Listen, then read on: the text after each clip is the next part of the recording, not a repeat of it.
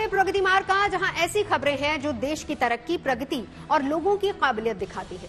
चीन में चल रहे 19वें एशियन गेम्स के छठे दिन भारतीय खिलाड़ियों के प्रदर्शन ने भारत की झोली में बहुत सारे मेडल डाले। खासकर शूटर्स की बात अगर करें, जिन्होंने 2 गोल्ड और 3 सिल्वर मेडल भारत की झोली में डाले हैं। कुल 33 पदक के साथ भारत अब मेडल टैली में चौथे पायदान पर है।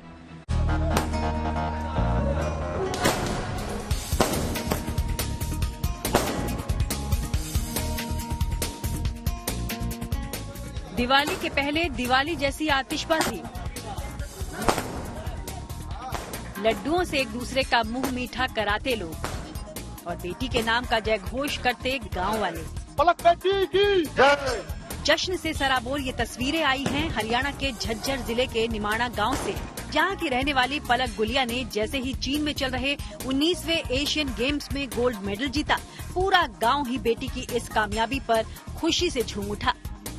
गांव के बड़े बुजुर्ग पलक के घर पहुंचे और उन्होंने प्रदेश और देश का नाम रोशन करने वाली इस बेटी के पिता को बधाई दी। सबसे पहले पलक को बहुत बहुत बधाई, जो हमारे पूरे देश का मान सम्मान दुनिया में बढ़ाया है। और इस गोल्ड के लिए और सिल्वर के लिए पलक बेटी को बार बार बधाई देते हैं।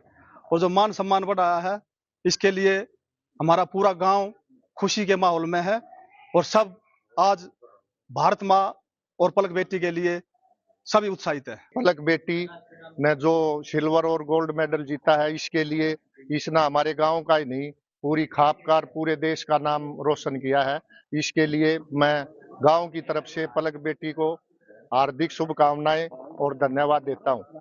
और इसके लिए पलक के पिताजी को और पूरे परिवार को, इनके को, क्योंकि पूरे परिवार का ध्यान इस बेटी की तरफ था और पलक के पिताजी भी इसके साथ बस अपना दिन रात एक करके रहते थे। इनका भी बहुत बहुत धन्यवाद। 10 मीटर एयर पिस्टल इंडिविजुअल में भारतीय महिला शूटर्स ने 2 मेडल जीते, जिनमें पलक ने 242.1 स्कोर कर गोल्ड मेडल जीता, जबकि ईशा सिंह ने 239.7 का स्कोर कर सिल्वर मेडल हासिल किया। वहीं 10 मीटर एयर पिस्टल महिला टीम इवेंट में भारत को ईशा सिंह, पलक और दिव्या ने 1731 स्कोर कर सिल्वर मेडल भी दिलाया। शूटिंग ने इस बार सारे जो रिकॉर्ड्स हैं सब ध्वस्त कर दिए। जितने भी निशाने थे, या मैं ऐसे कहूं कि जितने भी फायर जो किए गए बंदूक से, वो सब निशाने पे लगे। मेरे साथ हैं गोल्डन गर्ल पलक। ये तो मतलब बेहतरीन हो गया ना एशियन गेम्स। आप पहली बार यहाँ आए थे, गोल्ड मेडल के साथ जा रहे हैं। अंदाजा था जब चले थे इंडिया से? मतलब इतना तो नहीं था कि मतलब 100% गोल्ड ही आएगा, बट कॉन्फिडेंस था।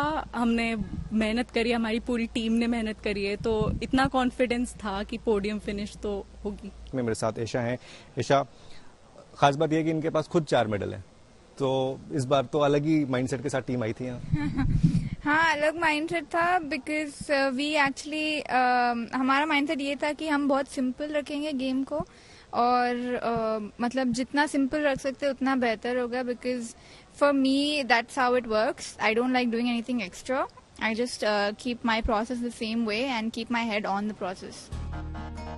उधर मेंस शूटर्स ने भी शानदार प्रदर्शन किया और देश को शूटिंग इवेंट में एक और गोल्ड मेडल दिलाने में कामयाबी हासिल की।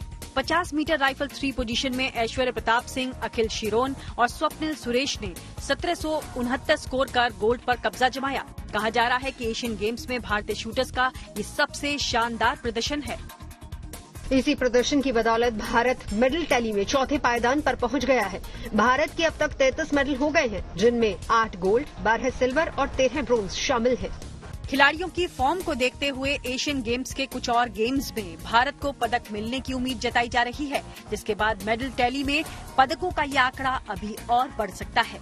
नितिन श्रीवास्तव के साथ bureau report, good news today.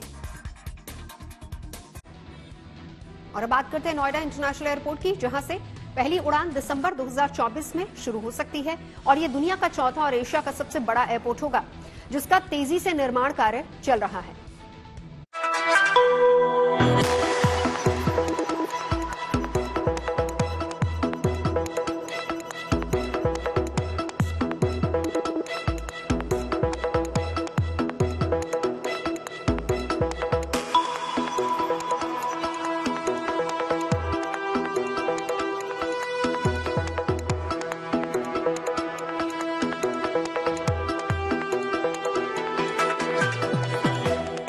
तस्वीर है उम्मीदों के आसमान से हकीकत के धरातल पर एक सपने की लैंडिंग की।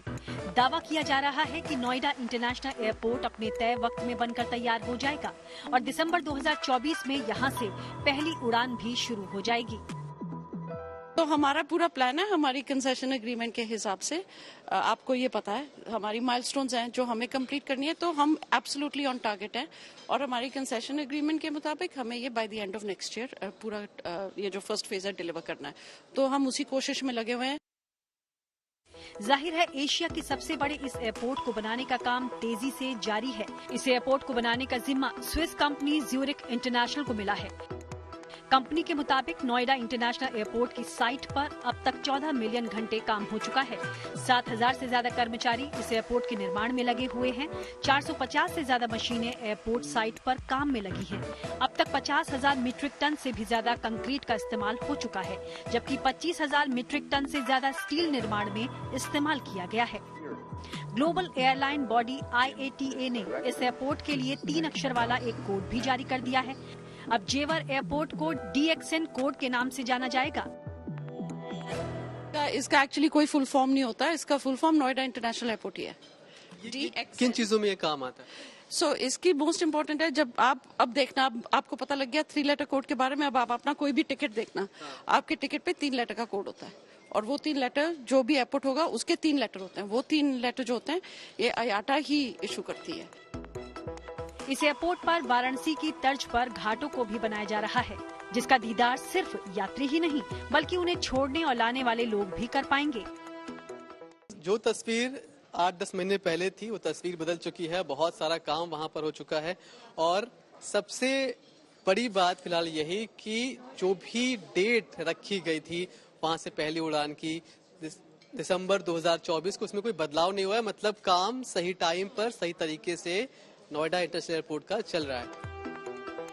इस एयरपोर्ट के शुरू होने से न केवल दिल्ली एयरपोर्ट का बोझ कम होगा बल्कि इसकी पहली उड़ान पश्चिमी उत्तर प्रदेश के विकास की भी उड़ान होगी। ग्रेटर नोएडा से मनीष चौरसिया के साथ bureau report, good news today.